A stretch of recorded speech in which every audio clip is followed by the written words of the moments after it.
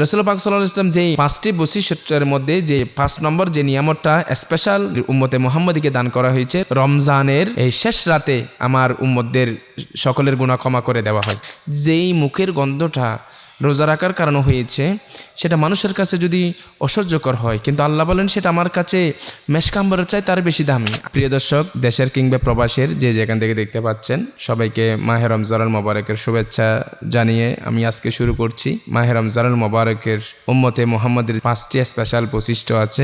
রাসূল পাক সাল্লাল্লাহু আলাইহি ওয়াসাল্লাম বলেন, মাহে রমজানুল মোবারকে আমার উম্মতকে যে স্পেশাল যে 5টি বৈশিষ্ট্য নিয়ামত দান করা হয়েছে সেগুলো পূর্ববর্তী কোনো নবীর উম্মতকে সেগুলো দেওয়া হয়নি। আজকে আমরা সেই বিষয় নিয়ে জানবো। হযরতে আবু হুরায়রা রাদিয়াল্লাহু তাআলা আনহু হতে বর্ণিত, তিনি বলেন, রাসূল পাক সাল্লাল্লাহু আলাইহি ওয়াসাল্লাম নূরানী জবানে ইরশাদ করেন, মাহে রমজানুল মোবারকে আমার উম্মতকে এমন 5টি বৈশিষ্ট্য নিয়ামত দান করা হয়েছে যা পূর্ববর্তী নবীগণের উম্মতদেরকে সেগুলো দেওয়া হয় নাই। উম্মতে মুহাম্মাদী কত বড় নিয়ামত প্রাপ্ত!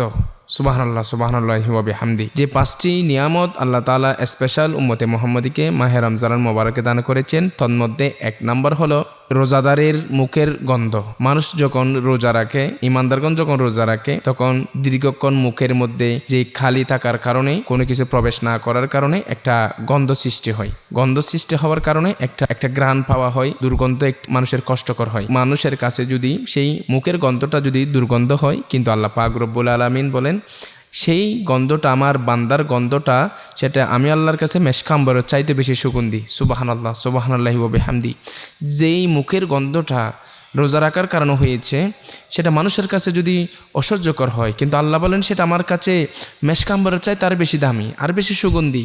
কারণ বান্দা তো সেই গন্ধটা এমনি বের হয় নাই, আমি আল্লাহকে খুশি করার জন্য, আমি আল্লাহকে রাজি করার জন্য, তাকওয়া অর্জন করার জন্য সেই গন্ধটা বের হয়েছে।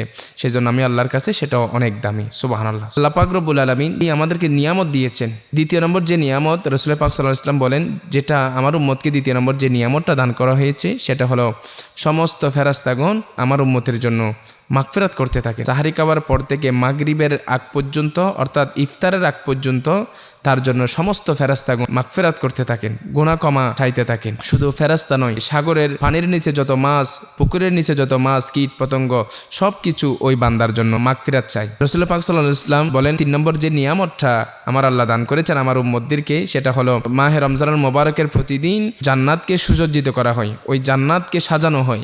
আল্লাহ তাআলা বলেন, হে জান্নাত, অচিরেই তোমার কাছে আমার আপন প্রিয় বান্দাগণ তোমার কাছে বিশ্রাম গ্রহণ করবে, কারণ আমার বান্দা অনেক কষ্ট করে, অনেক সহ্য করে, সবর করে দুনিয়ার জমিনের মধ্যে আমার জন্য রোজা রাখতেছেন। আমার বান্দা পানির তৃষ্ণায় কাতর হয়ে যাচ্ছে, চাইলে উযু করার সময় পানি খেয়ে ফেলতে পারতো, রুমের মধ্যে কেউ নাই, পানি খেয়ে ফেলতে পারতো, কিন্তু আমি আল্লাহর বয়ে পানি খাই নাই। গোসল করতে গিয়েছেন পুকুরের মধ্যে, পুকুরে ডুব দিলে ভিতরে কেউ দেখে না, পানি খেয়ে ফেলতে পারতো, কিন্তু আমি আল্লাহর বয়ে খাই নাই। অনেক সবর করেছেন, ধৈর্য ধারণ করেছেন, প্রচণ্ড গরমে কষ্ট করেছেন, কাজ করেছেন, তারপরে রোজা ভাঙে নাই, রোজা আমার জন্য রেখেছেন আমি আল্লাহর জন্য। অচিরেই আমার বান্দাগণ তোমার কাছে আসবে, তুমি জান্নাত যেন সেইখানে বিশ্রাম দিতে পারো, শান্তি দিতে পারো, সেই জান্নাতের মধ্যে অচিরে আমার বান্দারা প্রবেশ করবে। সেই নিয়ামতটা দান করা হয়েছে উম্মতে মুহাম্মাদীকে। রাসূল পাক সাল্লাল্লাহু আলাইহি ওয়াসাল্লাম বলেন, যেই 5টি বৈশিষ্ট্যের মধ্যে 4 নম্বর যে বৈশিষ্ট্যটা দান করা হয়েছে আমার উম্মতদেরকে, মাহে রমজানুল মোবারক প্রবেশ করার সাথে সাথে অভিশপ্ত শয়তানদেরকে বন্দী করে রাখা হয়। আমার উম্মতরা রমজানের আগে পরে যেই কাজটা শয়তানে ধোঁকা দিতে পারে সেটা রমজানুল মোবারকে পারে না। এখন প্রশ্ন আসতে পারে, হুজুর, মাহে রমজানুল মোবারকের মধ্যে যদি শয়তানকে যদি বন্দী করে রাখা হয়, তাহলে মানুষ এত শয়তানি কাজ করে কিভাবে? মানুষ এত খারাপ কাজ কিভাবে করে, এত জেনা বেবিচার? মানুষ এটার একটা কারণ হলো শয়তান যখন মাহে রমজানুল মোবারকের আগে, বন্দী হওয়ার আগে যখন মানুষদেরকে ধোঁকা দিয়েছেন, নফসকে একেবারে নষ্ট করে ফেলেছেন, যাদের কল্পকে নষ্ট করে ফেলেছেন, তারা শয়তান চলে যাওয়ার পরও, বন্দী হওয়ার পরও মাহে রমজানুল মোবারক এসে তাদের কল্পকে পবিত্র করতে পারে নাই। সেই জন্য তারা ওই শয়তানের প্রভাবটা রমজানের মধ্যেও পড়তেছে, কারণ তারা সেই গুনাহ থেকে বেঁচে আসতে পারতেছে না। সেই জন্য এই মাহে রমজানুল মোবারকের মধ্যে অত্যন্ত নিজের আত্মাকে শুদ্ধ করার দরকার, যেন নিজের কল্পকে পরিষ্কার করা যায়। রাসূল পাক সাল্লাল্লাহু আলাইহি ওয়াসাল্লাম যেই 5টি বৈশিষ্ট্যের মধ্যে যে 5 নম্বর যে নিয়ামতটা স্পেশাল উম্মতে মুহাম্মাদীকে দান করা হয়েছে, রমজানের এই শেষ রাতে আমার উম্মতদের সকলের গুনাহ ক্ষমা করে দেওয়া হয়। একজন বলতেছেন, ইয়া রাসূলুল্লাহ, ইয়া হাবিবাল্লাহ, মা হাদা লাইলাতুল কদর, মা হাদা লাইলাতুল কদর, ইয়া রাসূলুল্লাহ, এটা কি লাইলাতুল কদরের রাত? কলা রাসূল পাক সাল্লাল্লাহু আলাইহি ওয়াসাল্লাম বলেন, লা, না, এটা লাইলাতুল কদরের রাত না।